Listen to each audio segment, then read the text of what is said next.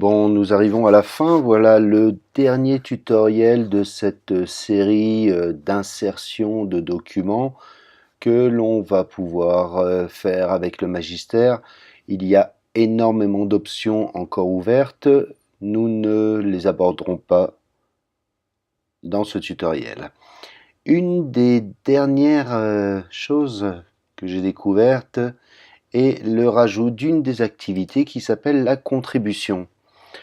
Juste en dessous de consultation, vous avez contribution. Ce module permet de c'est intéressant ça, permet donc aux enseignants de créer un module de coopération dans lequel les étudiants vont déposer des documents, des textes, dans un but d'être évalués par la suite. Voilà. Contribuons. Voilà. Voilà, donc déposer vos documents avant la date limite. Voilà. Afficher ça. Nous avons donc aussi la possibilité de limiter dans le temps la remise des documents. Elle peut inclure un texte en ligne et des fichiers. Vous pouvez limiter le nombre de fichiers. Par exemple, vous pouvez autoriser jusqu'à 3 fichiers déposés par étudiant.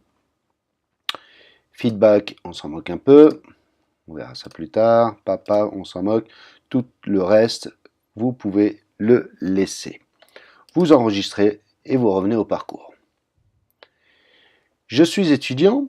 Je vais rentrer donc dans l'activité. Je vais déposer donc des documents comme il m'a été demandé. J'ai donc un résumé des évaluations. Le nombre de participants, c'est toutes les personnes qui sont inscrites au parcours. Combien il y a de remises pour l'instant? 0. Consulter, voilà. Je suis, moi, comme étudiant, je vais remettre une contribution. Voilà.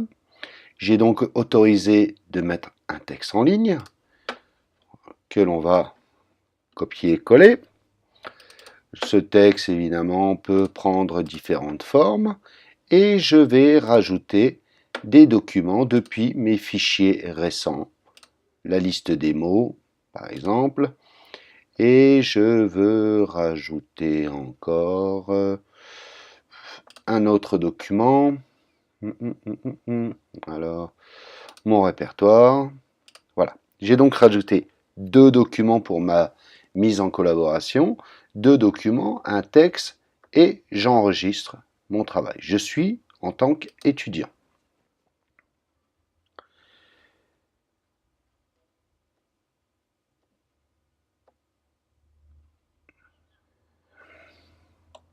J'ai oublié quelque chose. Nous allons modifier un petit peu cette contribution.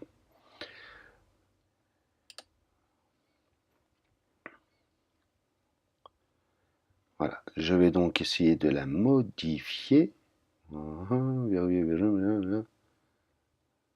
Enregistrer et modifier le tableau. Mince, j'ai oublié quelque chose. Où est-ce que je peux le modifier? Depuis ici, parcours, auto, parcours de formation.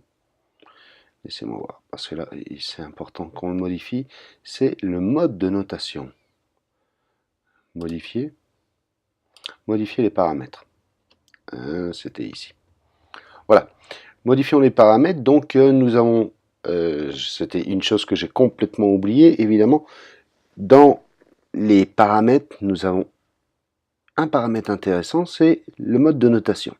Je peux fixer un type de barème, aucun type de notation, un type de point, dans lequel je vais fixer un nombre de points maximal de 20, de 50 si je veux. Je peux faire un type barème et sous forme d'étoile par exemple. C'est assez intéressant.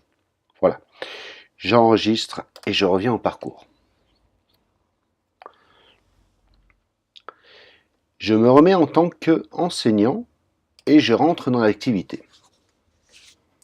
Je vais aller voir les personnes qui ont contribué. Bon, j'ai donc Bertrand. Il m'indique qu'il a bien fait une remise pour évaluation. Ok, donc je vais sélectionner Bertrand et je vais modifier sa note. Voilà. J'ai donc son texte, les différentes remises de fichiers qui ont été faites, un commentaire que je vais rajouter. Bon travail. Bon travail. Enregistrer le commentaire. Et je vais lui mettre sa note. 4 étoiles. Note actuelle à enregistrer. Et voilà.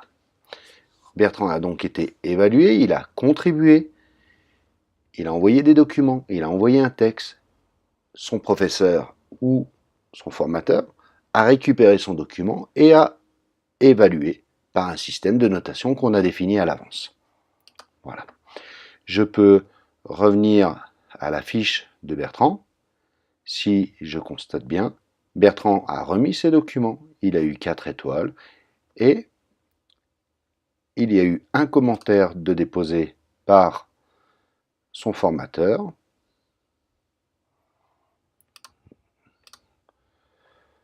Voilà, bon travail. Et voilà. Terminé.